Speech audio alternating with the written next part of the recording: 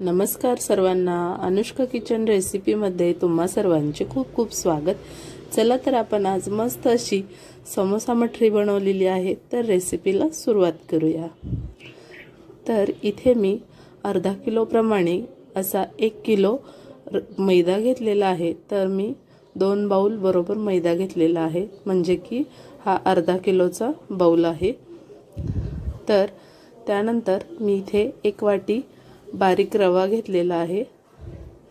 1 वाटी रवा टाकला, त्यानंतर चवीपुरतं मीठ घातलं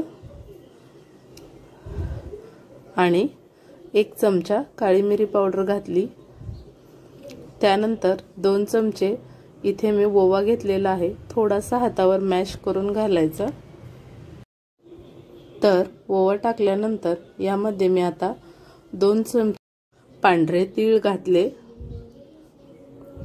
आता त्यानंतर आपण 2 ते 3 चमचे इथे तडका पॅन मध्ये मी इथे तेल घेतलेलं आहे गरम करून कडकडीत। तर हे तेल टाकलं।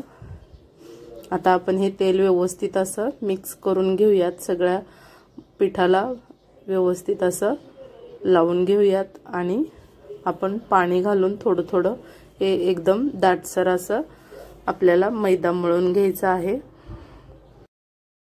तर अशा प्रकारे मी हे व्यवस्थित असं तेल सगळं या पिठाला लावून घेतलं।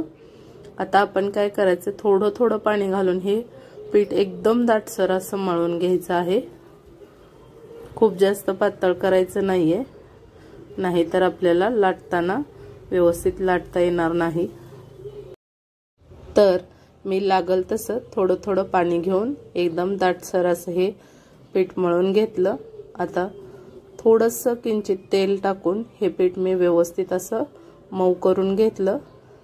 तुम्ही पाहू शकता 2 ते 3 मिनिट अशा प्रकारे हे एकदम व्यवस्थित असं मळून घ्यायचं आहे, म्हणजे की हे पीठ छान असं मऊ लुसलुशीत होतं। तर मी इथे 2 ते 3 मिनिट पीठ छान असं मळून घेतलं तेल लावून। आता आपण याला प्लास्टिकच्या पिशवीमध्ये घालून हे भिजण्यासाठी असंच 1 तासभर ठेवून द्यायचं आहे। तर तोपर्यंत आपण साठा बनवूयात। तर इथे मी 1 वाटी घेतली, त्यामध्ये आता आपल्याला 2 चमचे तांदळाचं पीठ घ्यायचं आहे। त्यानंतर 2 चमचे कॉर्नफ्लॉवर घ्यायचं आहे आणि आपल्याला हे याचा साठा बनवायचा आहे। तर यामध्ये आता मी साजूक तूप घातलेला आहे, तुम्ही इथे डालडा वापरला तरी चालेल। तर साठा बनवून झालेला आहे, पीठ पण आपलं मस्त असं 1 तास भिजलेलं आहे, तुम्ही पाहू शकता। आता एकदा मी व्यवस्थित असं मऊ करून घेतलं।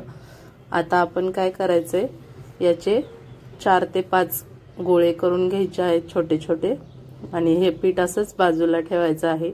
मी या पिठाचे तुम्हाला 3 प्रकार दाखवणार आहे। तर मी आजच्या व्हिडिओमध्ये फक्त समोसा मठरी दाखवणार आहे, तर दुसऱ्या व्हिडिओमध्ये तुम्हाला खारीही दाखवणार आहे आणि शंकरपाळी पण दाखवणार आहे।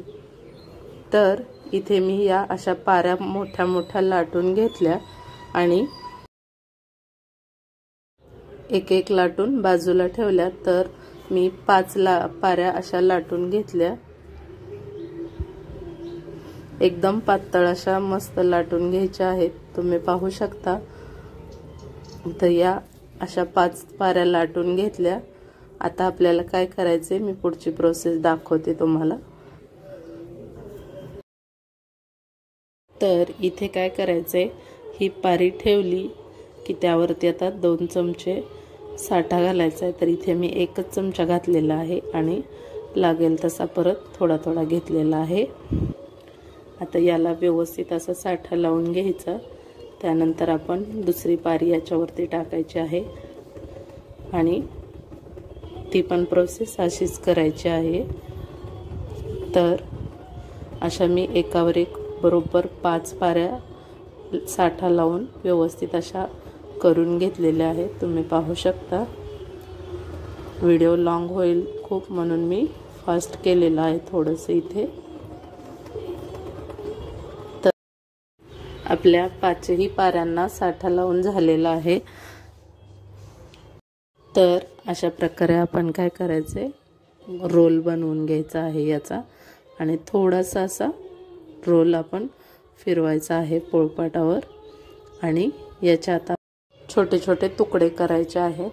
तर तुम्हाला इथे दाखवते, चाकूच्या साहाय्याने छोटे छोटे तुकडे करून घ्यायचे आहेत आणि अशा प्रकारे तिरक्या अशा दाबायच्या आहेत हातावरती, तुम्ही इथे पहा।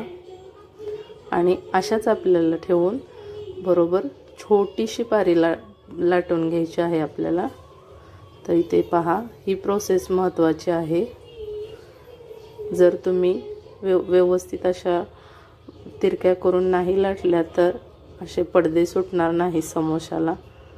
आता पारी लाटून झाल्यानंतर मी इथे अशी दुमडून समोशासारखी थोडंसं पाणी लावून एका बाजूने व्यवस्थित अशी चिकटवून घेतली। तर अशा प्रकारे माझ्या सगळ्या पाऱ्या लाटून समोसे तयार करून झालेले आहेत। तर इथे पॅनमध्ये मी तेल गरम केलं आणि तुम्ही इथे पहा, अशा प्रकारे मीडियम फ्लेमवर मी हे समोसा तळून घेतलेला आहे।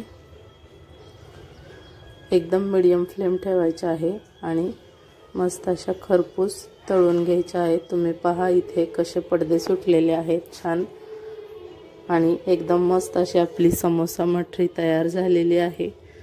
तर तुम्हाला अजून मी पुढचे 2 प्रकार आहेत ते पुढच्या व्हिडिओमध्ये सांगणार आहे। चला तर मग तुम्हाला हा व्हिडिओ कसा वाटला, आवडला असेल तर माझ्या चॅनलला लाईक, शेअर, सबस्क्राईब करायला विसरू नका। तर 3 ते 4 मिनिट मी मस्त अशा मीडियम फ्लेमवर या समोसा मोठरी तळून घेतलेली आहे। तुम्हाला ही रेसिपी कशी वाटली, आवडली असेल तर नक्की चॅनलला लाईक, शेअर, सबस्क्राईब करायला विसरू नका। तर तुम्हाला पुढच्या व्हिडिओमध्ये मी खारीची रेसिपी दाखवणार आहे। चला तर मग पुन्हा भेटूया खारीच्या व्हिडिओमध्ये। तोपर्यंत बाय बाय। श्री स्वामी समर्थ।